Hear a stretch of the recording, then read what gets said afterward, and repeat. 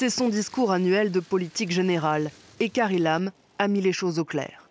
Il faut, selon elle, mettre rapidement un terme au chaos qui règne à Hong Kong. Il en va de la responsabilité constitutionnelle de Hong Kong de préserver la souveraineté, la sécurité et le développement des intérêts de notre pays. Hong Kong est devenu un trou béant dans notre sécurité nationale et représente un risque considérable pour notre pays. En mars 2019, un projet de loi autorisant des extraditions vers la Chine continentale provoque un soulèvement populaire à Hong Kong. D'immenses manifestations vont secouer la région avant que le gouvernement ne finisse par céder et retirer le texte 6 mois plus tard.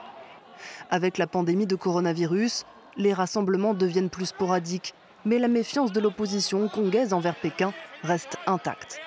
Les manifestations reprennent en mai 2020, lorsque la Chine impose dans la région une loi de sécurité nationale censée punir la trahison, la sédition, la subversion et la sécession. Le gouvernement de Hong Kong utilise les mesures restrictives liées au Covid pour faire taire les habitants qui veulent exprimer leur opinion.